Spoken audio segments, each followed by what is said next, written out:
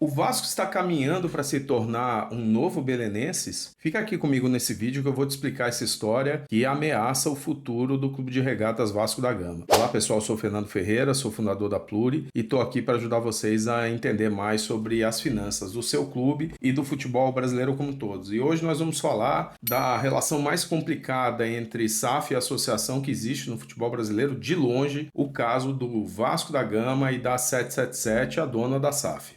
Bom, pessoal, fiz um vídeo recente que está aqui no canal falando sobre a situação da 777, né, essa empresa bastante complicada, e também da relação dela com a associação. Isso é uma questão que vem escalando nos últimos tempos, né? Certamente é a SAF mais complicada do futebol brasileiro, e nele eu falei que esse caso estava tomando uma cara parecida com a do caso Belenenses de Portugal, né? E aí o pessoal pediu que eu falasse sobre isso, que eu fizesse um vídeo explicando melhor esse caso, que, na minha opinião, é o maior caso de autodestruição da história do futebol mundial, né, de um clube. Bom, Belenenses é um clube fundado em 1919, um clube de Lisboa, o terceiro clube de Lisboa, depois do Benfica, do Sport, algumas vezes campeão da Liga Nacional, e que em 2012 estava numa crise terrível, né, financeira e desportiva, há 3 anos seguidos na segunda divisão, olha aí as similaridades, né, e que decidiu, porque estava numa situação de insolvência, vender 51% das suas ações para um grupo chamado Codecity Sports, né? Imediatamente essa SAD, ela assumiu, né? Em Portugal essa chama SAD, não SAF. Essa SAD assumiu o comando do clube e subiu o clube da segunda divisão para a primeira divisão, né?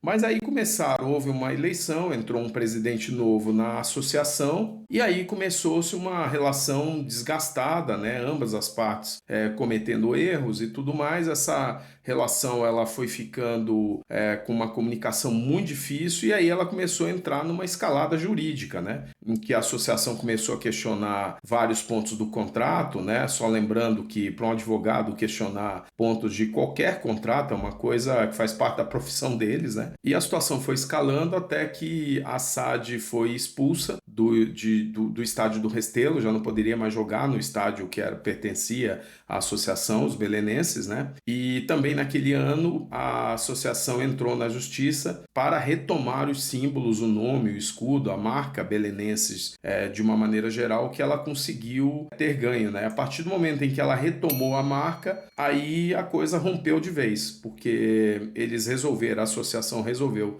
recriar um novo clube com o nome de Os Belenenses, né? E a SAD, que estava na primeira liga, na primeira divisão de Portugal, ela não podia mais usar o nome Belenenses e ela teve que mudar o nome para um ridículo BSAD. Também mudou a sede, né? Saiu de Lisboa para Oeiras e o clube chegou agora a se fundir com Cova da Piedade em 2023, né? Começou a descer a ladeira depois que ele perdeu a possibilidade de jogar no estádio do Restelo e de usar a marca Belenenses, né? E essa fusão com o Cova da Oeiras acabou sendo cancelada agora, 5 meses depois, né? As duas partes brigam pelo uso da marca até hoje, e o Belenenses agora, recentemente, 6 anos depois, ele conseguiu sair da terceira divisão, né, do futebol nacional. Um verdadeiro jogo de perde-perde, né? Lembrando o fato de que, enquanto esteve com a marca Belenenses, a SAD permaneceu 5 anos, todos os seus 5 anos, na primeira liga do futebol português. Ela começou a descer a ladeira logo depois e o contrato foi realmente rompido, e aí ela não era mais Belenenses, né? Esse nome ridículo, BSAD, obviamente que aí a coisa só degringolou, né? Mas aqui não importa muito a gente ficar avaliando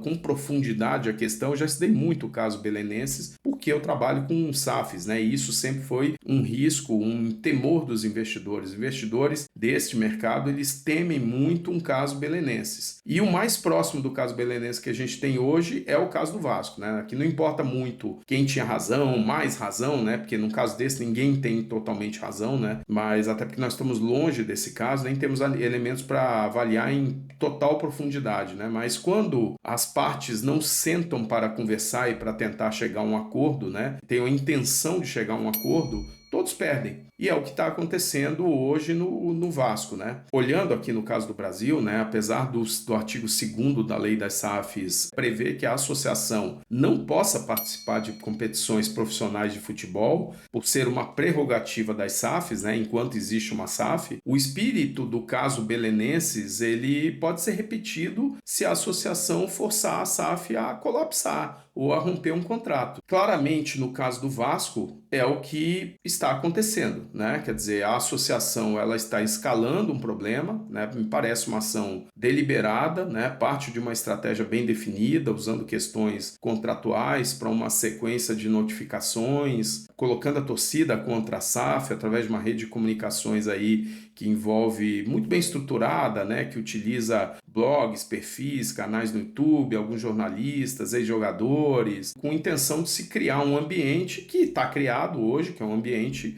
bélico, de muita instabilidade, ninguém consegue trabalhar num ambiente como esse. Esse é um ambiente que é autodestrutivo e ele se torna uma profecia autorrealizável, né? Do lado da 777, né, a empresa tem claramente problemas financeiros, não há a menor dúvida disso. Ela está caminhando para uma insolvência, talvez, ou para trocar de sócio, mas a situação é claramente muito delicada nessa empresa, né? Ela está com uma desconfiança global. No meu vídeo, eu tenho um vídeo falando sobre esse caso da 777, de pouquíssimo tempo atrás, inclusive que eu falo sobre a questão central de onde está vindo o dinheiro da 777, né? Um caso realmente bastante complicado, né? Ela é uma empresa que geriu muito mal as expectativas da torcida no começo, né? Ela investiu muito mal os recursos também, né? Investimento nos atletas realmente deixou muito a desejar e ela principalmente não está mostrando resultados dentro de campo, né? Apesar de estar na primeira divisão, é sempre bom lembrar disso, né? O Vasco passou aí anos aí,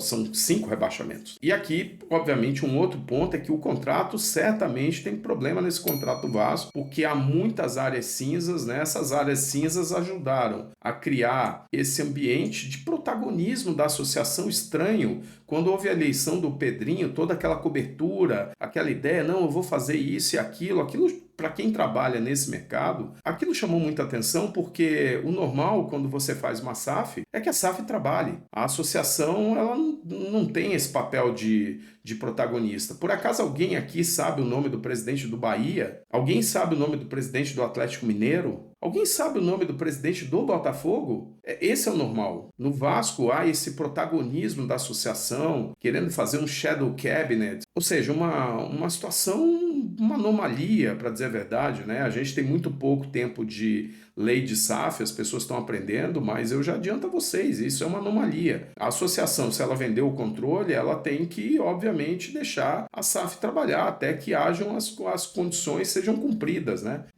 Isso é péssimo para o Vasco, né? Mas não apenas para ele, é péssimo para o mercado como um todo. Eu tenho visto os investidores muito preocupados com esse caso do Vasco, investidores que estão olhando para outros clubes, que estão preocupadíssimos com esse caso do Vasco, né? O fato é que, tirando toda essa situação muito quente que existe no Vasco hoje, o caso é muito simples. Existe um contrato, a 777 tem que pagar 270 milhões até 30 de setembro. Se ela pagar, ela vai estar cumprindo a parte dela. Se ela não pagar, ela cai fora. É simples assim. Tentar alegar outras questões para criar uma instabilidade, tirar um cara que já colocou 310 milhões de reais no clube, que tem um contrato em vigor, é uma quebra de confiança brutal. É altamente prejudicial ao Vasco. Quem está aí defendendo tem que tirar mesmo. Tem que saber que o Vasco vai pagar um preço muito mais alto por isso. Ou vocês acham que um investidor potencial que potencialmente possa estar interessado no Vasco, ele vai olhar essa briga e ele não vai pensar, se eu for o próximo comprador, eles vão fazer isso comigo também? Quando mudar o grupo político da associação, eles vão tentar romper o meu contrato? É óbvio que ele vai pensar isso. Não há a menor sombra de dúvida. E, por favor, não me venham com a conversa de fundo árabe que o Felipe vai trazer,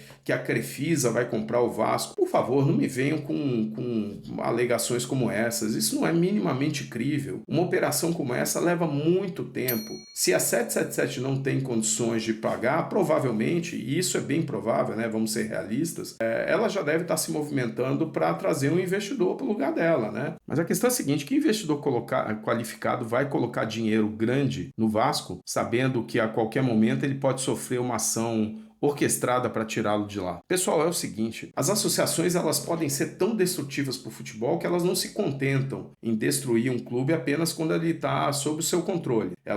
Às vezes, a gente está vendo aí os casos em que ela quer destruir também quando o clube está na mão de investidores, né? De investidores que vieram para o clube porque o clube estava sem saída, sem alternativa. Porque vejamos aqui no caso do Vasco, qual é a alternativa? Voltar o futebol para a associação? Aquela que destruiu o Vasco? Porque não foi a 777 que destruiu o Vasco. A 777 está fazendo uma péssima gestão, inegável. Mas quem destruiu o Vasco foi a associação. Foram os Euricos, os Campelos, os Salgados, seus grupos políticos, aqueles que se revezam há muitos anos no Vasco, nos bastidores da política do Vasco. Foram eles que rebaixaram o Vasco 5 vezes, que fizeram o Vasco jogar a segunda divisão 6 anos. Foram eles que vendiam jogadores a preços de banana, que vendiam patrocínios na camisa por 5 milhões de reais por ano, que endividaram o clube a quase 1 bilhão de reais e que não conseguiam manter salários em dia nem mesmo com elencos de nível Série B e C. São esses que vão salvar o Vasco agora? Não se engane, por trás dessa briga está a política e a sede de poder. Agora, se você me perguntar qual é a saída para isso, eu vou lhe dizer, o melhor que pode acontecer para o Vasco são duas questões. Primeiro, a 777 ser comprada lá fora, né, por algum um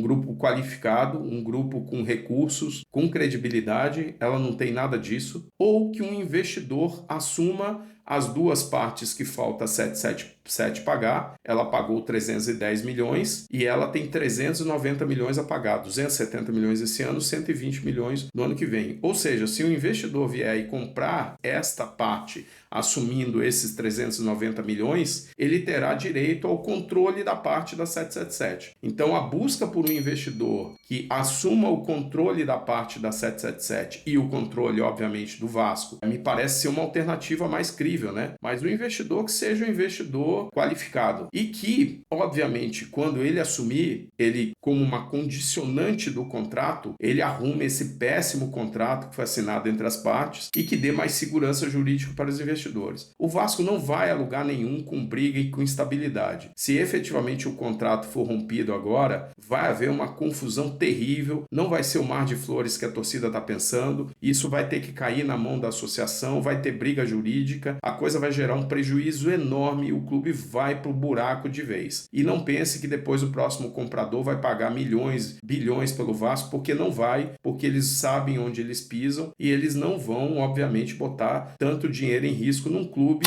que tem uma insegurança jurídica, uma insegurança política terrível. Então eu fico por aqui. Se você quiser entender mais sobre as finanças do Vasco e de outros clubes do futebol brasileiro, é só clicar aqui nesses vídeos aqui. A gente se vê na próxima. Um abraço a todos.